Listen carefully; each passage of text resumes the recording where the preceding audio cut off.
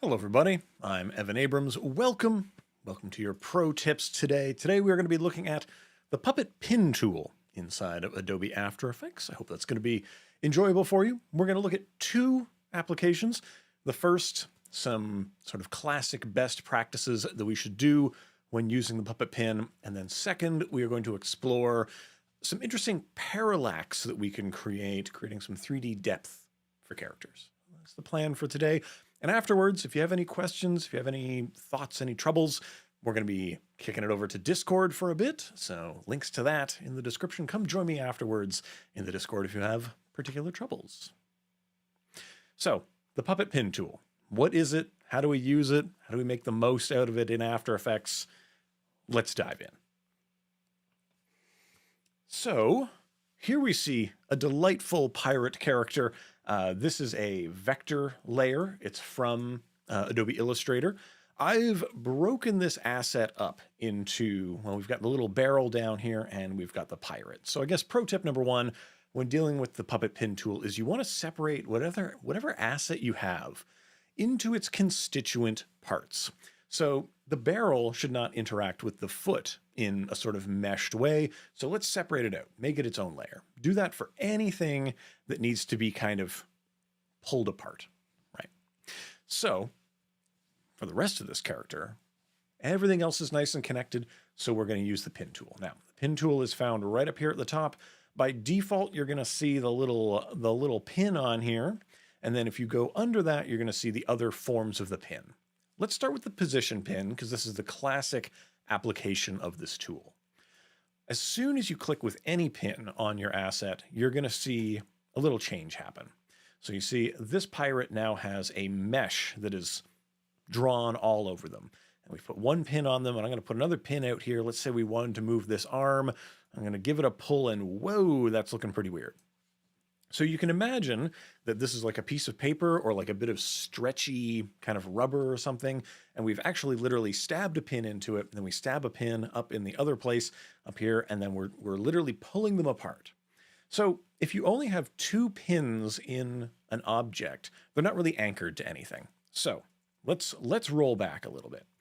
And instead, when you hover over, you can see this nice yellow line, the alpha boundaries of whatever the asset is. And I'm going to put a pin down here on the foot because the feet should probably stay wherever they are. I'm going to put another couple over here on this foot so that that remains exactly where it is. Maybe not on the toe. Let's only put it on the heel. So this one will stay flat and this one will stay down here. Now I want to move the arm around. So if on your character you have limbs like this, I'm going to set a pin here, set a pin into the elbow, and set a pin up into the hand. Now, the other thing I want to call your attention to is right up here where it says expansion. This is how far away from those alpha bounds we are drawing this mesh. If I bring that down to something like a 2, you can see that now the mesh is nice and tight, and we have good delineation between these two parts of the image. Now, I chose this specifically because it highlights this particular problem that people run into. You want to make sure that this is nice and tight enough. Now, if your asset does have little gaps in it, you probably want your mesh to expand a little bit to fill those gaps so that they're treated as one object. So those are just some thoughts to think about when you're putting this together. Otherwise, the mesh won't be complete, won't be full. Now, if we wanted to move elements around in here, we simply need to grab one of the pins and start pulling it around. The important thing to know is that the rest of the image is going to respond. The entire mesh is responding to this one element getting pulled. And that's because it's all connected together. So this part influences this part, influences this part, and so on down the line. With position pins, this is how it is. This is what the tool is good for. So if you wanted to animate a character, stick position pins into the various joints, shoulder joint, elbow joint, up here in the wrist, right? And then we're simply going to, on our timeline, move ahead and then drag these into a new orientation for those pins. Another tip you should probably be aware of is that most things tend to travel in arcs. So you see how this arm is getting a little bit compressed and then extended, right, as it starts to move back? Well, that's because this body is not moving in arcs. So we want to come in here a little bit closer, grab these little handles, these little Bezier handles on here, and we want to move these to be nice little arcs that you can see. So that's exactly what we want from this. Animation generally moves in arcs, especially characters, especially kind of human-y characters are doing things like that.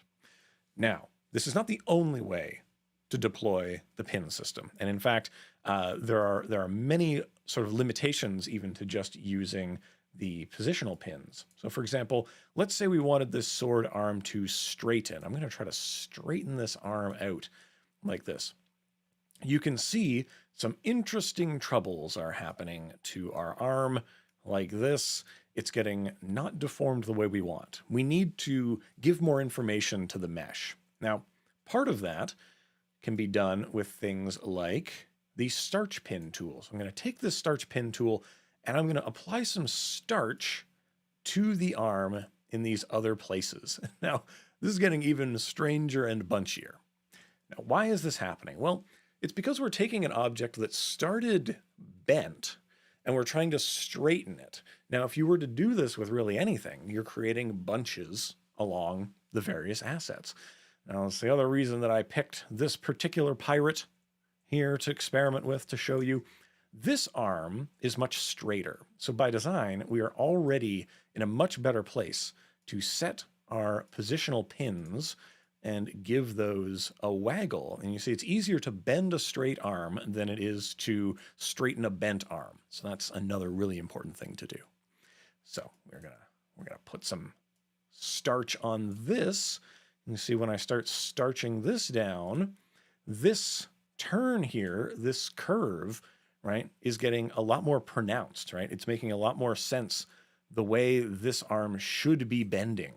So the starch tool is great for getting control over these areas. It's like we're freezing or we're locking that part of the mesh down. The other thing that's important to remember is that this pin rides on the mesh. So if I were to start to move this point around, you see the red point goes with it. But if I move this point around, these other ones do not go with it. So that's important to remember. But position is not the only way. We have many other pins. And I want to show a couple more of the pins before we move on to the other applications that we might get into. So here, I'm going to also get into, say, the puppet overlap pin. This is an important pin when it comes to deciding what is in front of what. So here you can see, if we just roll back in time a little bit, the sword is up there, and now it's moving behind their head. Well, with the overlap pin, I'm going to set one here on the head. That's important. And you see it has like a little amount of coloration that comes with it. And if you twirl into your puppet system, you can see we now have the overlap bin of things happening. We're giving an overlap direction here. With that pin selected, you can actually see that we're saying, how in front is this? You can think of this as like, how close to us is this part? I'm going to dial that into 50. So anything influenced by this pin is considered to be at 50% depth. And if I go ahead and put a pin up on the sword here, and I'm going to say, let's say that this is in front by 100%, right? It's gotten brighter, as you can see. And if we dial through, now you can enjoy seeing the sword in front, right in front of the fella here. If we wanted that to be behind, I'm going to go ahead and select that mesh. Right? We're going to select the puppet, grab that, and we're going to say, not in front, let's put it behind. Let's even just put it at 40%, right? Any number lower than 50 is going to put it back there because this part is at 50, this is at less. And if you put it even lower, you can see that this gets darker to show that. So when you have overlapping parts of your design, you need to start delineating what's in front of what, or else the mesh will decide for you, which we don't necessarily want. The other types of pins that I want to talk about here in the regular application of pins, right, are the bend pin and the advanced pin tool. Now, the bend pin doesn't say where the pin is. It says how bent the pin is. So we would think, oh, well, if I want to, I'll stick a pin here in the shoulder, I'll put one in the elbow, I'll put one in the hand, and then I will rotate it. So if you come into your UI and you give that a rotate, you can see the angle that this is actually rotating around. It's actually saying, oh, I should be bending around this point. So instead of placing these things in the joint, you want to place them where the bend is going to be sort of taking place, right? So you can see that if I place this down here, that's going to give me that kind of a bend. If I place one right here, I can get this. There we go. Now we've created the elbow by placing a bend deformer here in the middle, basically in the middle of the joint instead. So these are two different ways that we can get this to work. Now, the other thing that's important to remember about the bending, right, is that this is not controlled by this. So they don't influence each other. So the bending of this part does not influence the bending of this part. Meaning, if you wanted this to do kind of like a fist pumping in the air, all we have to do is do this, because the bend of this one remains exactly the same. It remains at whatever angle we want it to be.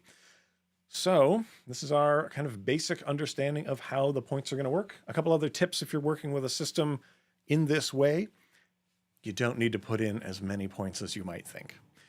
What's really great about this system in general, if we go here to a version that I've worked up already, with a minimum number of points, more of the piece gets in motion.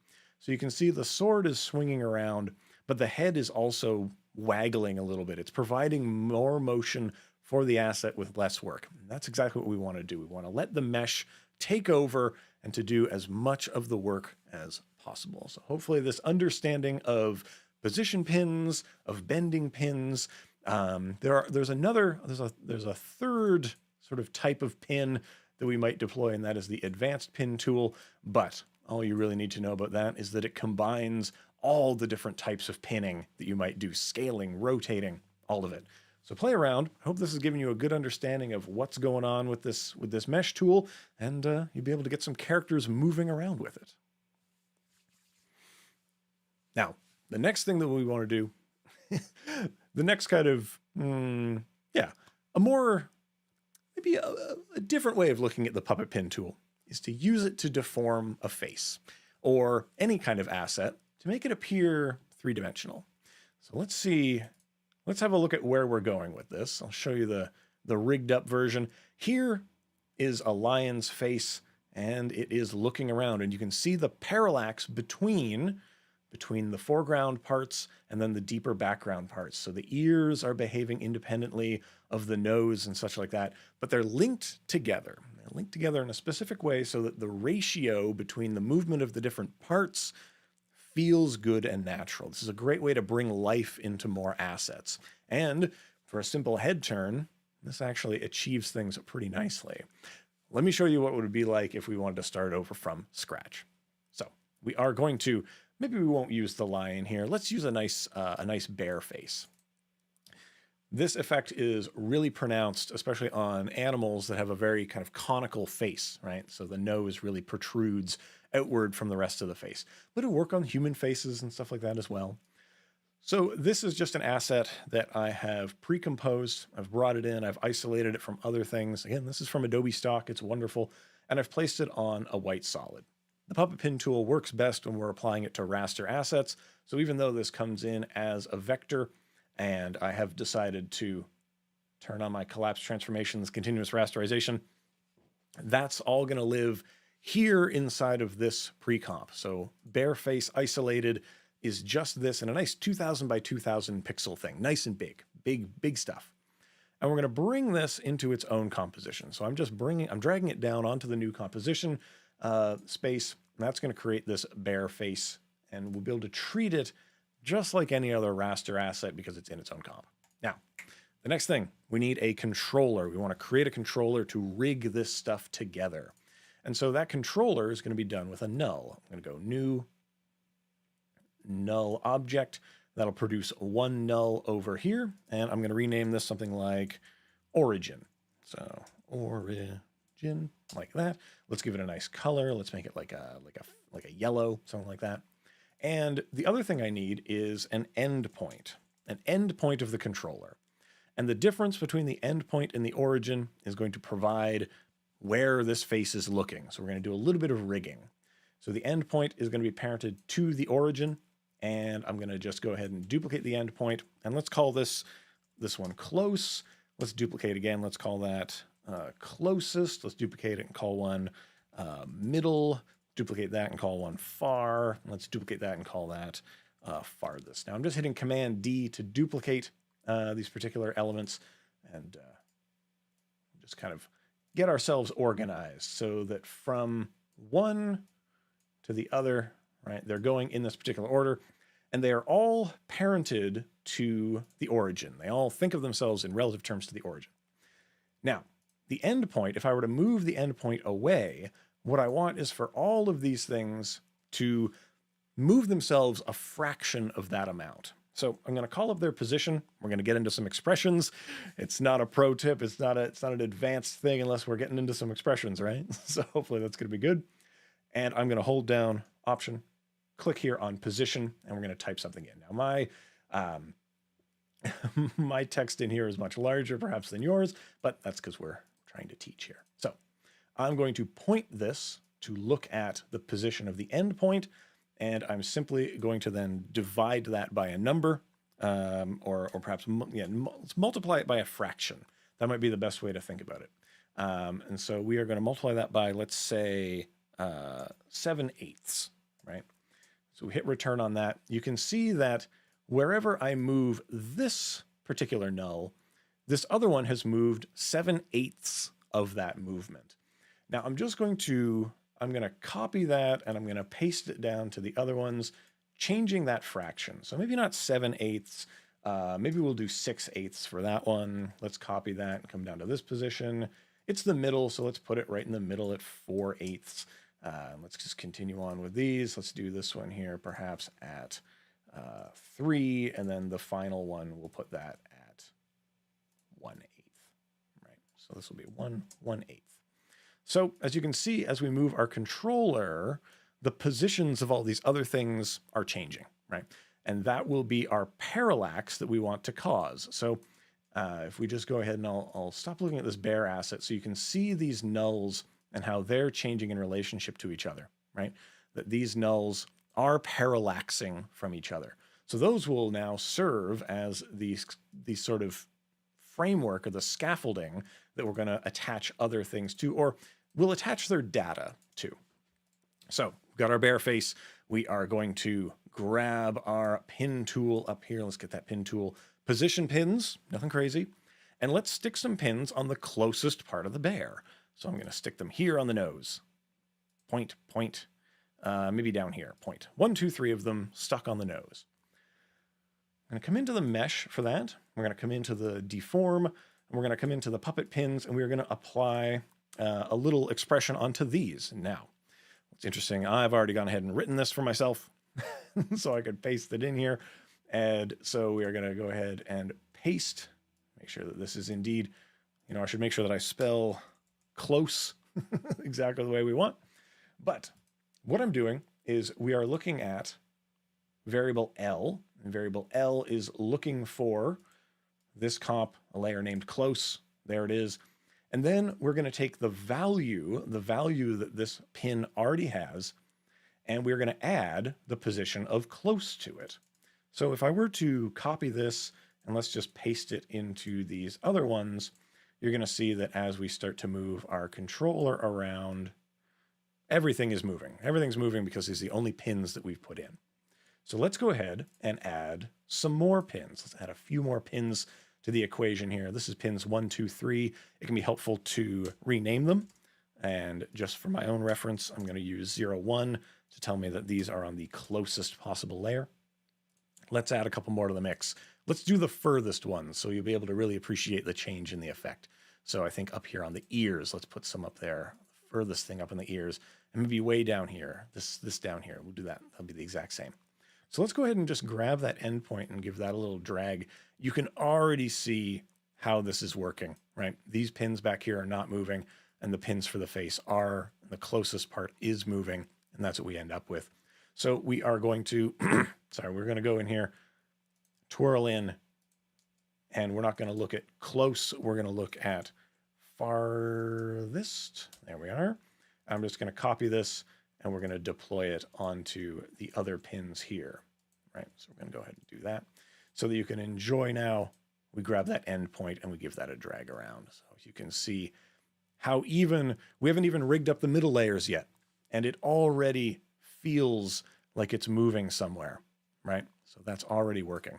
I'm going to show you, we're going to jump ahead a little cooking show style here to the end result where we've got this thing already rigged up so we can kind of explore how the pins work on this. So if you come in here and we look at the mesh, you can see that we've put some here on the eyes, we've put some of them down here on the face.